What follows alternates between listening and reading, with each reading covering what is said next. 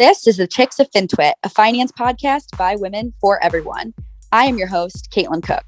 Join me as I highlight female trailblazers and their male allies across the industry as each shares their expertise on a variety of finance topics. Nothing is off limits. Thanks for joining us. Now please enjoy this episode. All opinions expressed by Caitlin Cook and the Chicks of FinTwit podcast guests are solely their own opinions and do not reflect the opinions of the host or any of their affiliates. This podcast is for informational purposes only, is not investment advice, and should not be relied upon for any investment decisions. We are not recommending any securities, nor is this an offer or sale of a security. Hello and welcome to the Chicks of FinTwit podcast, a finance podcast by women for everyone. I am your host, Caitlin Cook, otherwise known as Dead Kate Bounce on Twitter. And today we have a very special guest, Nicole Casperson, previously of Investment News, but here on the pod to talk about her new adventure that she recently announced. So Nicole, welcome to the podcast. Hey, Caitlin, I am so damn excited to be here. Thank you so much for inviting me. Excited to just share a little bit more about what I'm doing. I guess I can kind of dive right into it. Let's do it. So I am former Investment News FinTech reporter turned full-time content creator. Can't believe I'm able to say that is a job that I get paid to do, but here we are. I am hosting a podcast and publishing a newsletter full-time called What the FinTech, or WTF FinTech, ? So I'm basically just so excited to use my platform to explain the emergence of finance, technology, and culture, and how the industry can build a world where everyone has access to financial freedom. That's why we're all here for the most part, at least the people interested in using fintech for good. So how am I doing all of this? Not completely by myself. I am a part of a new media company called Workweek. You can look us up on workweek.com. I am one of their founding content creators. So basically, Workweek is a media company that leverages individual personalities to drive culturally relevant content that entertains, educates, and connects the business community. So while I'm covering fintech full-time, we've got creators covering franchise news, the startup scene, cannabis, climate tech, and everything in between. I know we're looking for a crypto content creators. So, anyone interested, come hit me up. You can follow me on Twitter. I'm at Nicole Casperson. And that's what I'm doing now. I'm super excited to have, a full team of amazing founders and creators and operators behind me to create this new platform for myself. I never thought I would be able to kind of get to this point so quickly in my kind of journalism and reporting career, but the world's changed. People love content. So here we are. People do love content for sure. And that I'm so excited for you, first of all. So really glad that we can kind of talk about this here, and also fun to interview the interviewer because you've interviewed me. So I love to turn the tables. It doesn't happen that often. I know. But I am curious to hear, you started out, or at least previously, Nicole and I, for context, met when she was reporting at Investment News for FinTech with working at OnRamp. And I'm curious kind of how you even got into that space, whether it was purposefully or just kind of thrown in, and why you've continued to be interested in that side of things. I was on Twitter this morning even, and one of our mutual connections tweeted that finance is culture. And I love that. So maybe we can get into that a little bit too with what you and your company are working on now. I do have to admit that I thought you're going out on your own. So I'm very excited to hear about the others that you're working with as well. Right. In a sense, it is almost like going out on my own because I don't have the backing of, a legacy publication behind me, which was definitely something that was a challenging decision, right? That did take like a little reflection and like soul searching to say, hey, like I can do this on my own, if you will, at the very least, public facing, it's on my own. And, most people don't realize that I do have Workweek behind me. But anyways, They will once Workweek launches this month. But I wish I had a cooler story when it comes to how I ended up in financial journalism. I didn't dream of entering finance, similar to most little girls, although that narrative should definitely change. And I did dream of being a writer and a journalist, and to change the world and make it a better place. And how can I leverage a platform to use my, storytelling skills to ensure that more little, brown girls like myself can have everything that they want in the world, or have their stories told and all that good stuff. So that's really what was the inspiration behind wanting to be a journalist.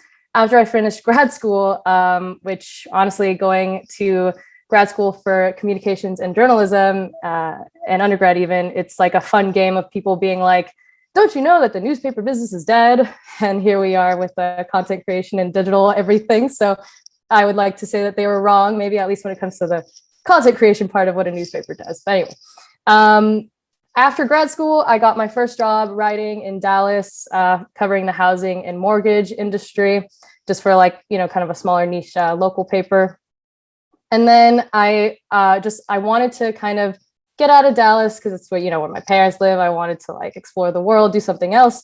So I just applied everywhere you could think of. And New York City ended up being the place that came knocking, which was just amazing. It's kind of the mecca for journalism, and content, and finance. So I came here, I got a job writing about the auto finance market, which also major learning curve. If anyone were to go back and look at my economics, or they don't teach finance in school really, but if you go back and look at my economics grades in school, you wouldn't expect me to be here right now. But I've literally had my whole entire financial literacy education just from reporting on the industry, and making sure that companies are doing what they say they will, and if they're not, calling them out on it. And so yeah, that's kind of how I got here. And then the reason why I stuck with it is, once you're in it, and I speak like I went to Texas Tech. What's up, Pat Mahomes? If you're listening, I finished school, and I speak at these events, like where I talk to journalism students and that type of thing. And I tell them all the time how if you can get into the finance industry, whether it's through journalism or whatever it is, like stay here, because we need more of you. Like we need more young people. We need more little girls. We need more, women in general, but especially women of color. Like come in here, learn this space, and you're going to crush it so much more than these, the people that are typically here, the demographic that's, largely dominated it, because we've had to be innovative ourselves inherently to get ahead in this world at all, because everything's really just, not necessarily been built in our favor by societal standards. That's my soapbox. So that's why I stuck around, because more women need to be in the industry. And I realized how finance is so influential with culture and vice versa. So how could I use that as a platform to really, change that world in the sense that I always aspired to do as like a young aspiring journalist. So sorry that I went on a little bit of a tangent there, but that's how we're here and why I stuck around. Well, that's a great tangent. Don't apologize. First of all, I was just kind of sitting over here clapping on you to all of that, especially the representation part is something I'm super passionate about as well. So, and I think we've talked about that a bit, right? Getting more women in the space, getting more minorities in the space. People need a visual for something, right? Younger boys and girls need to see someone that looks like them doing something that they never thought they could do. And that's what kind of drives them to that, right? So I think the more of that, the better. Also big on, just diversity of thought and background, and the way that influences the way that we, represent different information and how we put things out there, that sort of thing. So, I mean, it's so much culture there too. I think a lot of people don't kind of connect finance in culture, but let's talk about that a little bit, because that came from Twitter this morning. Speaking of, shout out Twitter on the intersection there. Yeah. Shout out to Twitter.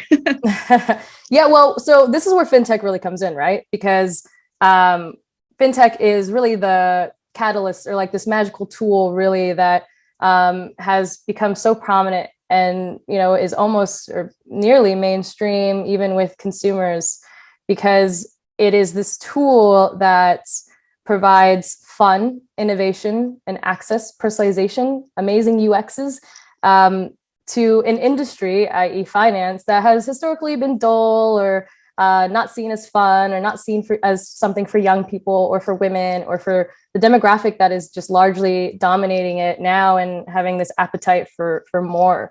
So that's what's, really interesting about finance and culture and the emergence there. I mean, how many more announcements do we have to see of, a celebrity or like a football star or whoever, like getting their salary in Bitcoin or, partnering up with Cash App? Like Megan Thee Stallion is currently my like ideal podcast guest right now because she is partnered with Cash App, and you should go check it out. Shout out to Cash App. Look at their like Instagram. They have like financial literacy videos with Megan Thee Stallion. She's explaining how stocks work. She's explaining how to like save. I mean, it's just such a cool thing to see, such an influence in hip hop culture and even for women, right? Like Megan Thee Stallion, come on. And, see her talk about finance. Never did I ever think in a million years I'd see this kind of thing. Granted, I've been covering this for only 5 years, but still, like it took the pandemic for us to get here because people realize that we live in a more interconnected planet than they ever thought. So, finance is the foundation for all stability.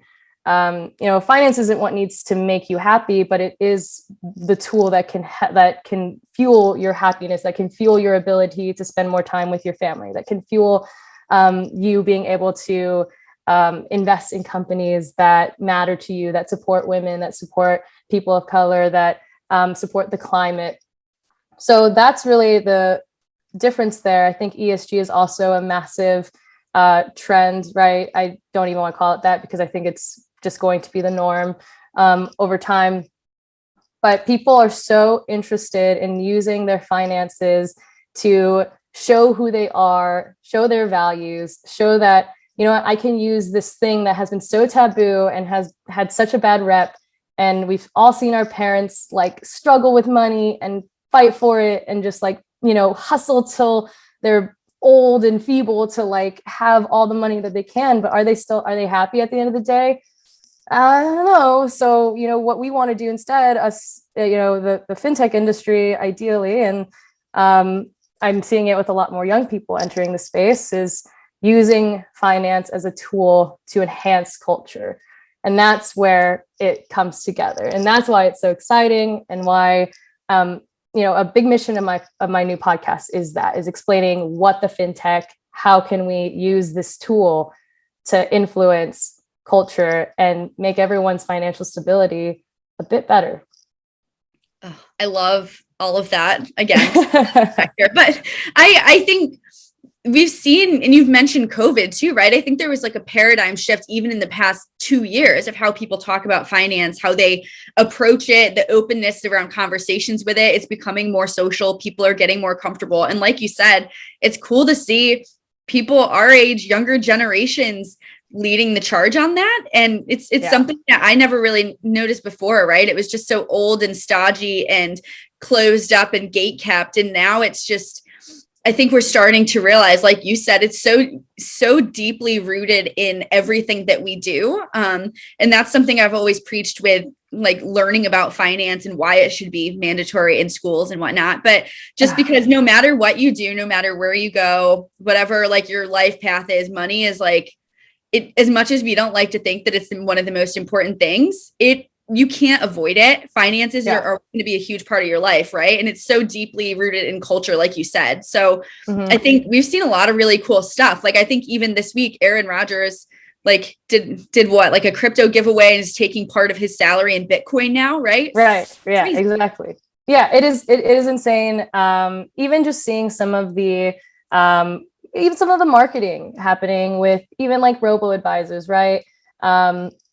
Maybe picking athletes or celebrities to promote investing, but alongside content that brings on financial literacy or financial education. And that's actually the area that I'm super, super interested in seeing more of, because it really does tie directly into culture, right? So I want to see more of FinTech companies leveraging their millions of user-based platforms to, also combine forces with a celebrity or whoever, an influential person, to then, because combined those people, their followings are like, who knows, like, right? It can be hundreds of millions, or it could be whatever. But that's the reach, right? So then you have all of this potential content, financial literacy content, educational content that isn't taught in schools that can now be spread so much faster, like wildfire, and that's what's interesting about social media. The Twitter thread I did yesterday with the Ellevest study about women and how their feelings about talking about money. A big stat there that also is interesting to me is that women feel more comfortable getting their financial information education from social media. We can't deny that that those platforms are influential, because they completely are, and they are free and they are accessible, and blogs are too. And I think we saw one very large and successful yet running into issues with regulators, and recently went public, retail investing free trading app. We saw them kind of run into issues because they didn't release product offerings in at the same time as financial education. That's such a problem. And I think that in hindsight, fintechs are realizing that they can do that, and they have even more of a reach and influence, right? Because even for young people like us, right? Like we saw either our older siblings or our parents go through '08. I would rather see a Stash or an Ellevest or a public.com, a Money Lion, an eToro. I'd rather see them, launch, let's say a crypto offering or whatever it is that they do. They all do different stuff. So just using it as an example, I'd rather see them launch products and then tie that in with an educational tool. Maybe you have to complete something before you're able to access that crypto offering. Maybe or that type of thing, incentivize it, get gamifying education is fine. It's when you gamify bad behaviors it becomes not fine. So that's where I would be so interested in seeing fintech and content creation merge together a bit more, because then that really influences culture. For sure. And I think the last part of what you mentioned with these different fintech companies providing education on what they're actually providing with their offering is so critical. And I'm biased, right? Building out an education platform for advisors on crypto. Obviously, I understand the bias, but I still, regardless of my job, I would still think that is a must, because even I think companies previously, not that I wasn't 10 years old when I'm talking about the companies I'm thinking of, but just putting the product out there and just letting it fly and letting whatever happens. That's just not going to fly anymore. And it's not the way to be successful. The way to be successful is to actually support your users on an ongoing basis and give them what they need to succeed, instead of letting it fly and just being there on the back end for support, or even in some cases not having great support when issues come up. So I think that's another change too, is having more of an open conversation about education as a whole, which is something that I am very excited about. And I think we need more of, especially in relation to finance, like you said, and in fintech. So yeah, you're doing it. It's so interesting. I like everything I just talked about. My bad. I didn't mention OnRamp in that lineup of fintechs that are doing that. So, kudos to you guys. And especially when it comes to the advisory community, right? Because as I've reported on it so much, it's a hard kind of wall to break sometimes, with a lot of financial advisors just not even wanting to go near crypto unless some regulation happens, or unless the ETF, which has happened. Did the magical ETF now make everyone comfortable with crypto? I don't know. So it is interesting to see that, but kudos to you guys on really breaking through that and having education, right, coincide with what you're building out, especially for financial advice, because I definitely am a believer that if we can get financial advisors and wealth management in that industry more on board, with more education, having them have the proper fintech tools to open access and expand their demographic of client bases, then we can mainstream a lot of the things that are interesting in finance right now, like crypto. So way to go. Thank you. Not Nice an having you ad. guys. I didn't even ask her to do that. No, I'm just, I've just reported on you guys for a while. I've like, she did. yeah. I interviewed, I had the pleasure of interviewing Tyrone like right after you guys had just launched. And yeah, it's just exciting. And it's exciting to see a company that is super authentic, right? And that's something I want to do as well. You know, you guys are, I with my platform, I think that's important. You know, I'm not perfect, FinTech's not perfect, but we're not here to be perfect. We're here to create thought-provoking content that makes you think a little bit more, that maybe questions the status quo a little bit and makes things a little bit different, and makes you realize that finance is interconnected in your life just as much as anything else. So yeah, that's what we've done. Yeah, and what I'm trying to do. So. For sure. So on that same wavelength, just talking about fintech as a whole, and you've been working in the space, you've been reporting on it, you have a really good visual of everything that's happening in this ecosystem, which is hard to keep up with these days with the way that things are growing so quickly. But what are the most interesting areas or like pockets within fintech that have come across your desk? Like, what are you most interested in? What new developments do you think people should keep an eye on, or even specific companies that are kind of on the rise as well?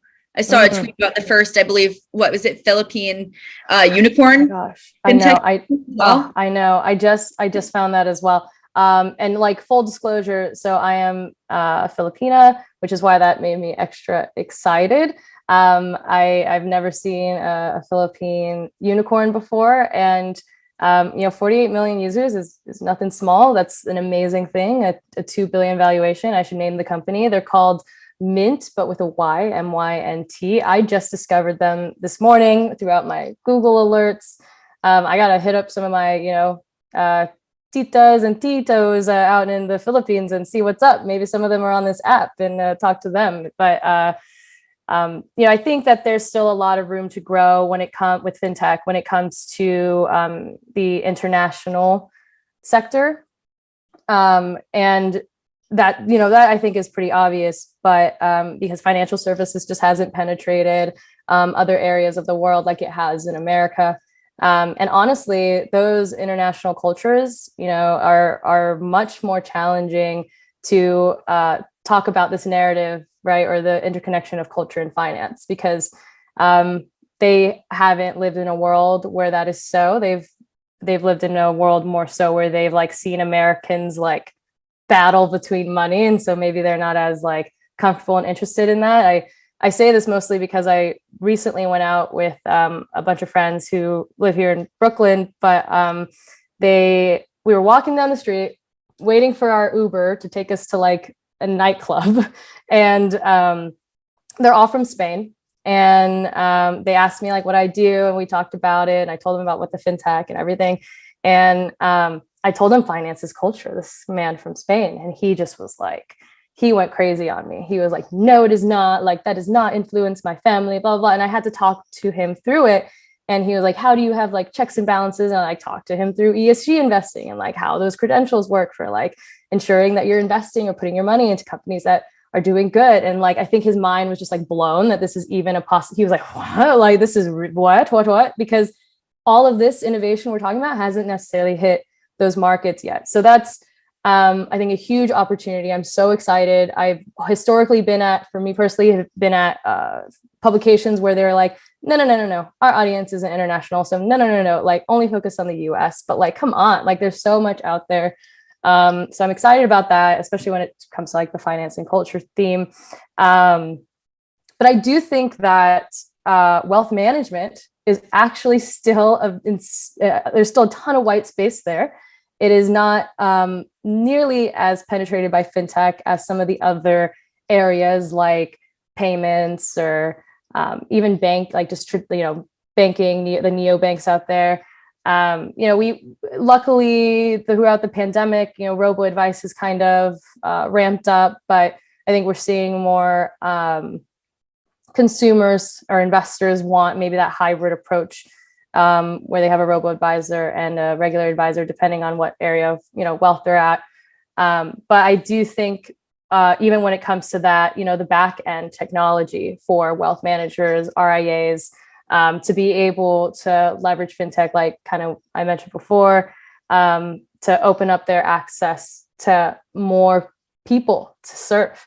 At the end of the day, something I learned a lot just reporting in the last year of the advisory space is that, we humans can only get so far with technology until maybe we reach a certain level of wealth or an age or whatever it is. Something in our life wants us to connect with a human. And, technology can enable advisors to have and wealth managers to have more time to be a human with their clients. And we're about to see a massive generational wealth transfer. And so there's a huge market out there for advisors. And I think, advisors that pay attention to things like diversity in all forms, skin color, gender, thought, backgrounds, and advisors that leverage technology to automate the tedious tasks so they can focus on their personal relationship with their clients. Those are the ones that are going to really have that competitive advantage. And that is going to influence the mainstreaming of finance and education and culture and wealth management and building wealth and doing all those good things that everyone needs. So that's areas that I'm actually really interested in. I do want to use the platform, my podcast platform, to really still own that wealth management and fintech, wealth tech, if you will, space. Because there's a ton of white space there. And I think that there's still a lot of room to grow. And I'm excited to see where some of the investing apps and robo-advisors go next with this, because there is just so much opportunity. And I'd love to see more people like us into it. So I think that's the point. They're working on that. Yeah, it's a work in progress. This stuff doesn't change overnight, right? So, and that's what's been really interesting in working in the tech side and working with wealth management, to your point on like that area being so interesting right now, because that is such a traditionally, sorry to my wealth management folks, but just traditionally a little bit stale, a little bit stagnant, the same old thing, right? Over exactly. decades. And we have this tech side, especially with crypto too. I'm biased working in that space, but how the exponential growth of that, it's very interesting for the fintech companies that sit in between those, trying to slow down the fast growing areas and connect them with the traditional side of things is fascinating. And that I'm just very curious to see where that goes, not to go on a tangent, but I just think that that's really, it's a very, very interesting space to work in. And if you're not moving fast enough, then you're dead in the water. So yeah, exactly. It's cool to see how the traditional firms are kind of dealing with that change as well, because they're starting to notice it, right? And they're taking note and hopefully getting their businesses ready for all of that. But especially with like the generational wealth transfer you mentioned, anything tech forward thinking in the future, that stuff needs to be happening now, and firms need to get behind it. Clearly biased working in crypto, but I felt that way before working with advisors every day. So yeah, I mean, and that's true, right? We've seen some of that, right? So like we've seen like incumbents lower minimums or roll out like more digital tools or do this or that. The thing is that going back on our finance and culture theme, what the incumbents and traditional finance institutions are going to have a hard time is winning the culture war when it comes to getting the growing demographic of young people of color, women. That's going to be where I think fintech has the biggest competitive advantage, because they are agile. They have the tools to do this. My thought is coming back from before where I was going to say another area I'm super interested in when it comes to fintech is really using my platform to highlight those women-led, BIPOC-led fintech firms. And, I can tell you why. And it's not just because they're women. It's not just because they're BIPOC, although trust me, that would be more than enough reason. It's because those people have had to be innovative with themselves, with whatever type of challenges they faced in finance in America. Christy Kim, she's the CEO and founder of Tomo Credit. I recently met her. She spoke at Money 2020. She created Tomo Credit because she, an immigrant, couldn't get an immigrant student at Berkeley, she couldn't get an auto loan. She was rejected like a bunch of times because she couldn't get traditional credit. And it's like, really? We're not going to, use the technology and the maturing technology and data and aggregation and all the things that we have to be able to prove that she is a worthy borrower in another way? Are we just going to say, oh, nope, there's only one way to do it, and too bad you didn't make it, so that's it. So she started Tomo Credit for that reason. And so now, you don't need a traditional credit history, or you don't even need a social security number to get credit with Tomo, and you can grow your credit with their platform. But things like that, eToro really interests me because it is super international. It is also, their US business is also led by Lule Demisi, who I am just obsessed with, and just a wonderful person, and love that I can call her someone I can look up to. But someone like her, right? She's constantly thinking of innovation, and that's because she's always had to. And so that's what I think is super important and also really exciting about the space. There's just so much going on. And I feel like I've been like so siloed off in the little crypto corner, which is not a little corner to be fair, but there's so much going on inside of like, if you think of the whole, traditional financial ecosystem, right? Like there's like the retail banking side and all of the functions there. You mentioned getting loans and mortgages, and there's just a whole new frontier of like redoing that entire system because it's inherently flawed, and it has been for a very long time. There are people who have been continuously underserved as well that deserve the same treatment and access to this financing and to this financial help in any way that anyone else does. Exactly. But I am curious, we talk a lot about financial education, especially within FinTech, but other than on-ramp, we don't need to talk about that. But what have been the most interesting developments there? Are there new apps, new companies that are focused solely on that? Or is it more so FinTech companies accompanying their main offerings with the educational component as well? Yeah, I think I've heard a lot of good things about Chime, platforms like Acorns, but I think it's the latter, really seeing more of these FinTech platforms rolling out educational tools alongside their product offerings. Public.com does a great job of this, mostly because they do leverage the communal aspect of, everyone, they'll send you a notification, come on in on this town hall where, our CFO or someone in our C-suite explains how, why the stock market is moving today the way that it is, or why crypto is down like it is today. And so that's really what we're seeing more of when it comes to education. But I do think that, between things like, and I totally wanted to talk to you a bit about the Great Resignation, because I do think what we're seeing is a lot more millennials and Gen Zers in the space. And that's also what has been influencing that education, and what's influencing more, FinTechs to have education alongside their products. I also think that it's just a matter of seeing other growing FinTechs in the space do it wrong. So these other FinTechs are realizing, okay, there's like a way to do this right. There's a way to teach long-term investing. There's a way to teach savings.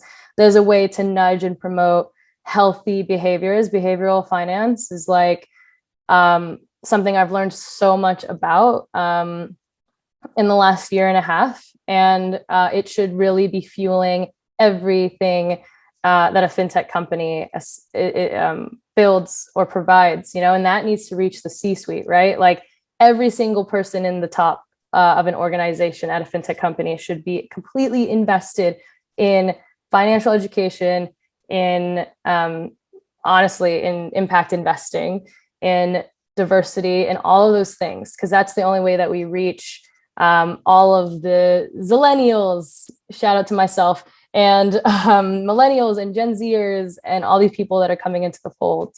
So that's what I'm going to be interested in seeing more of.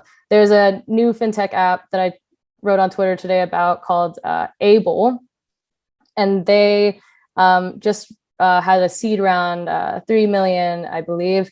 But they created a mobile app for creators, for indie creators, to be able to just, manage their finances. It connects your Venmo, your Cash App, all your things together. There's like a quote calculator and a tax tool and an invoice option. But, for the reason that is so important is because imagine how many young people out there that are full-time creators, but have a hard time managing their finances because, there's not a traditional banking app that does that. Not to mention, I imagine a traditional bank isn't going to have a lot of fun making them a client or interested, right, in making them a client. So there's just so much to expand on when it comes to fintech and opening the doors to more people to enter the space. So, and I think that I do think that the Great Resignation is a part of that. And I think in terms of Great Resignation, I am speaking of the 14 million, I believe it might be a higher count since I've last checked, that have resigned or left their jobs for either not to work at all or for something better since the pandemic started. So, and cheers to me, I've done that twice. I did it too. I didn't even know that there was a title for it until you told me. So we'll get into that. But I think also important to note with everything that you just said, first of all, yes to all of that. But I think even I like that you said everyone up to the C-suite should be caring about this, right? From like a business longevity standpoint and reaching the most people, right? You don't want to be leaving people out, first of all, from a business standpoint, but also just from like a societal standpoint. If you're working to leave things better than you found them, you should be trying to provide access to everyone. You should try to be inclusive. You should try to be welcoming to new people who maybe have not had the opportunities that you've had. We get so shelled off in like what we've experienced uniquely and think that that's kind of the norm, but a lot of people haven't had what we're fortunate to have in a lot of cases. So off my soapbox there, but snaps to that soapbox, because yes, leave the world better than you found it. I mean, we have the damn technology to do it. Like that's what can be so like infuriating, is that everything is mature. The technology is mature enough. We have the data. That's what makes things like AI or machine learning or data connectivity even exciting. Like the reason we're even talking about this, the reason I'll write like whole cover stories about like data connectivity is because the more that these algorithms learn about us, the more that they can help us make better decisions. Of course, not every company works that way, but that's the idea, right? Is like, we have the technology so that every single person and everyone involved, from the tech provider to the advisor, to the wealth manager, to the, person working at the, fintech, to the consumer themselves, like every single person can have a slice of the pie. Everyone can have, profit. Why is taking care of each other not profitable in our, historically in our world when it can be? And that's why we're here. That's the point of fintech. So yes, let's like leave this world a little bit better than we found it.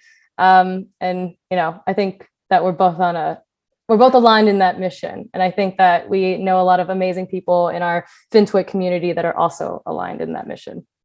For sure. I mean, it's a great group, right? And I think that it's just like the incentive structure historically, right? I mean, businesses should be incentivized to promote the greater good, not to selfishly do whatever it takes to bring in more money for like the bottom line, right? And those things should be aligned, bettering things and also bringing in revenue and whatnot. I think those things should coincide. They shouldn't be, getting one without the other, or sacrificing the other. But I am curious to talk a bit about even just like from the content creator standpoint, and we can talk about the Great Resignation as well. I think those two things tie together.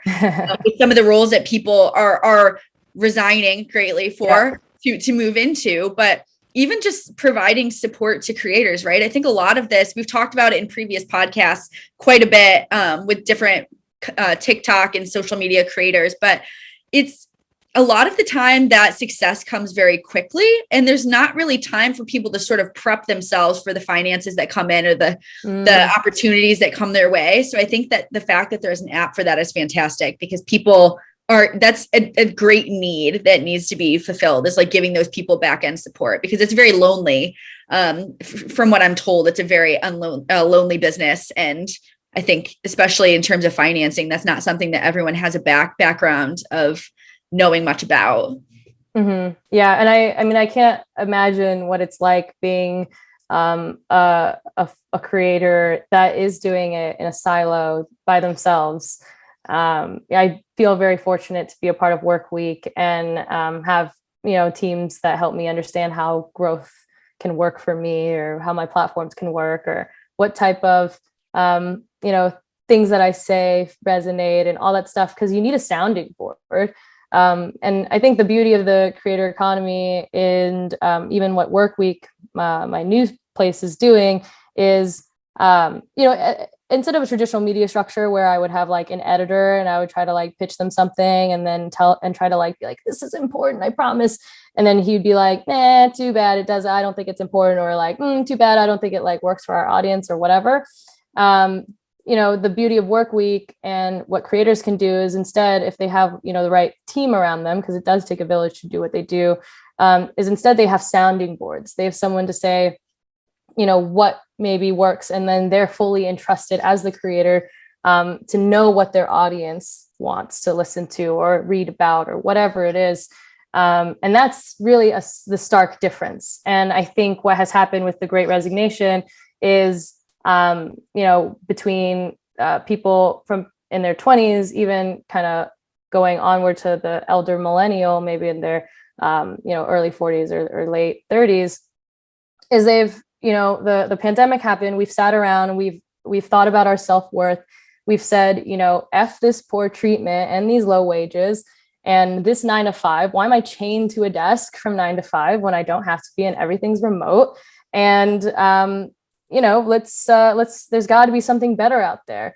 And the crazy part is that there are. I mean, that I've seen a handful of former colleagues of mine who have worked at big legacy publications that you'd never think to ever leave, and they have to go join a startup because they want to make money in the way that makes them happy, and they want to have holidays off, and they want to be able to go on vacation without working like ahead of time so that they could go on vacation, and they want to be able to create something that is meaningful to them without someone shooting them down and tell them no. So that's kind of also a big reason why I made the change. Is I was only able to get creative with my reporting up into a wall. And then it started to get to the point where it's like, so that's nice that you have a voice, tone it down. That's nice that you, brought in your perspective, but no, we don't do that here. Like, if you wanted to be a, culture reporter, you can go do that somewhere else, or like whatever. And I'm like, I don't know, but wait, like, but this is all interconnected. Didn't we learn anything from this pandemic? Like, hello. And so it's nice to be somewhere where we're heard. And I hope that more creators can get that. And I know there's, I feel like there's more and more places that are popping up where creators can get support, and they freaking should, because they're doing the good work. They're doing the financial literacy work out there on TikTok that, kids aren't getting from their teachers teaching them trigonometry. So just like trying to figure out why that is, but hey, here we are.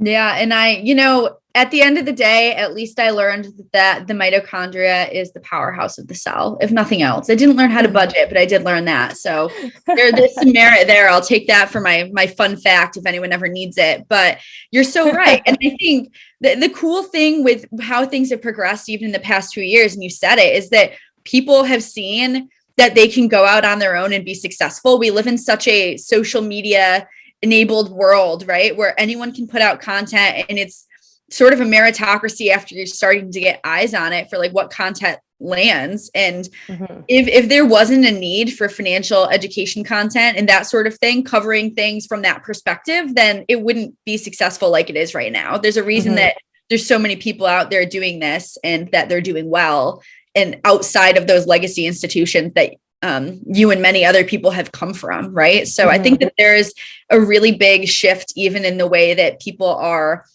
consuming news and the sources that they're getting them from, and all of that as well. And people, the things are changing when it comes to branding as well, right? People want to consume their information, their news, their resources, maybe even their services from a person that they trust. And instead of, necessarily a brand that they think is just trying to do whatever it takes to make advertisers happy, or do whatever it takes to make, the board happy or make investors in the company happy. Like that's also the difference. So it's just interesting to see. It's exciting to see because it's completely just necessary. And exactly, none of us, I think none of us young people would be here right now if we didn't see that opportunity to be the ones to show maybe our elders, like, hey, there's another way to do this. And that's why, we're here and why we're on Twitter and why we're on TikTok. And I think Kayla Kilbride has a bio, or she once did, I remember in her TikTok that I loved. And it said, I'm the girl that can take your professor's like 3-hour lecture and turn it into like a 60-second TikTok. And it's that bingo. Exactly. That's exactly what we're looking for. I think that there's room for so many different content creators too, because niche markets are key. And people will relate to whoever, they want. Barstool Sports did an amazing job of this. And that's how I would describe Work Week, is like if Barstool and Bloomberg kind of had a baby, because, leveraging personalities to create like cultural influence in business news and trust, right? Like I want all of the little, brown girls growing up, not understanding finance or maybe thinking about entering this industry, to be able to see me, to see someone like you, and, to see us and say like, all right, I can do this. I can do this shit too. Like I can do this. I don't need to be a certain person or do a certain thing to be able to help people and educate people when it comes to finance. So clap to that. There we go. Come on. Oh man. Yeah. We could literally do this all day, just this topic, because I get really fired up, but we won't do that. Me too. I could be sweating. Who knows? It's like need a drink already. Ready. Oh my gosh. Tell me how to start a Tuesday off better. You can't. But oh my gosh, just preach to all of that. And hopefully that's something that I get across in this podcast consistently, having guests like you to emphasize those points. It's just so important. And I think we need to think about it more and more. And those who haven't, may this be your sign to start considering that day to day. But yeah, we could literally go 2 more hours on this podcast just talking about that. But we don't absolutely. We could. We can bring you back. Yeah, we can do a Nicole Casperson series if you like. I'd be happy. It comes to me with a good time. Maybe we will. Right. Next time with cocktails. Always, of course. We'll do it later in the day. But kind of getting towards the end here. I know this is a broad question to wrap up with, other than the question I always ask at the end of my podcast, but how do you see the fintech landscape changing in the next like 5 to 10 years? You don't have to have the answer. I'm just curious what your biggest focus is. You talked about financial education and whatnot, and a couple of other things as well. But in terms of like that whole space, what's your vision? I think in the next 5 to 10 years, we're going to see a much more interconnected fintech landscape. We have started to see it in the wealth tech space, where more firms are either, buying each other up, or they're merging, or they're just partnering up and having strategic partnerships to create these tech ecosystems that essentially enable more firms to come together, have all of their data talk to each other, have all of the pieces of their puzzles, all their APIs interconnect, so that they can give the best service possible to the user. Especially, this new user that we've been talking about this whole podcast. Not only are they, diverse on the outside and in their thought, but what they want is different, right? They are more interested in a user experience that's fun and innovative and easy.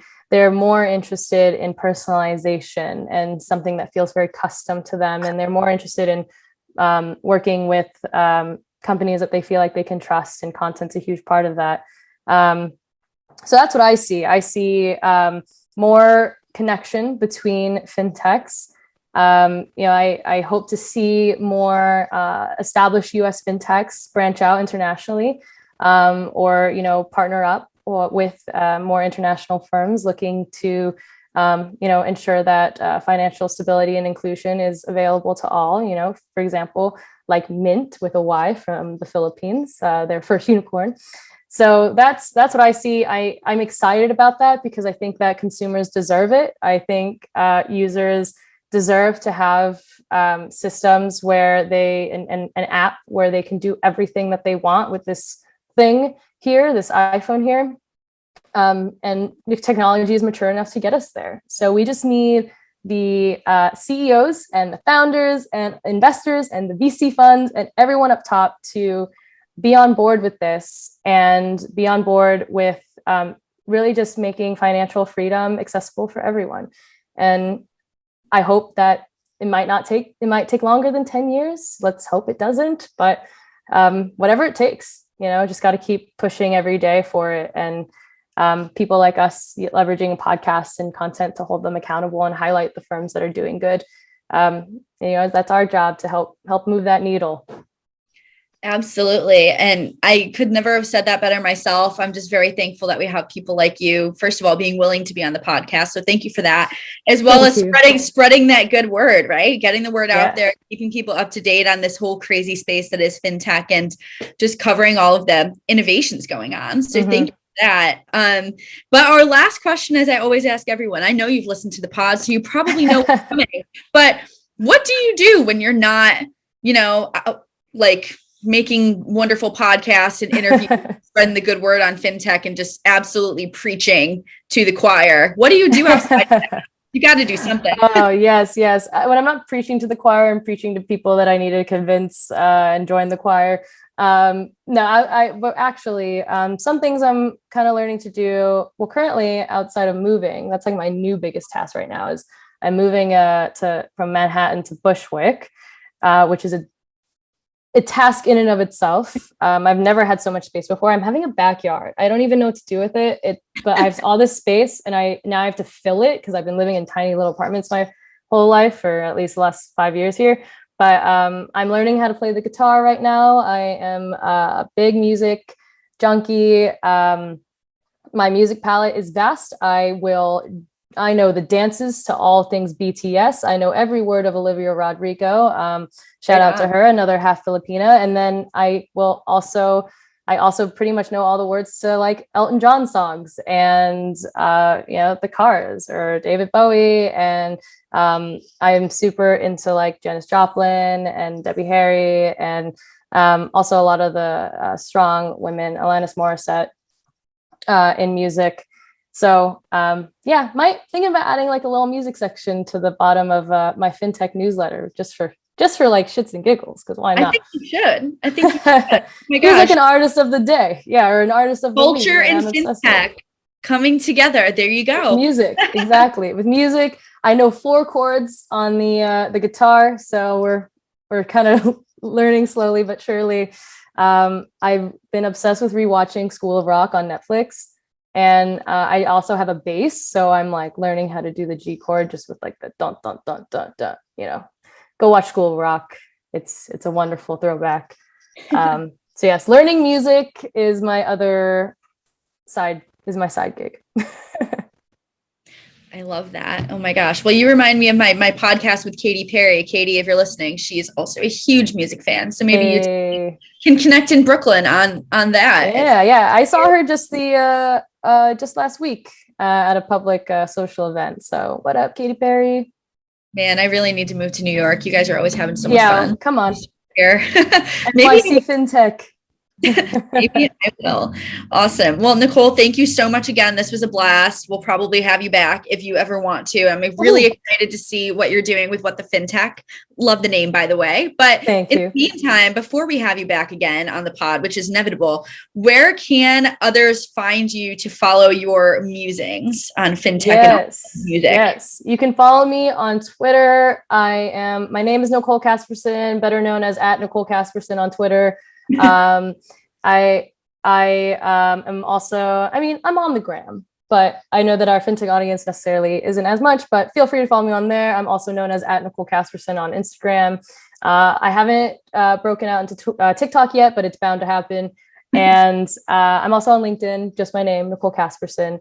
But if you really want a first look at all the things that I'm doing, you can plug in your email to NicoleCasperson.com. There's a splash page with a very serious looking picture of myself, where I will share I've got teaser videos and upcoming episodes and a newsletter and all the things I will give to those folks first. And hope to see the rest of you sign up even later on as things ramp up. So that is where you can find me.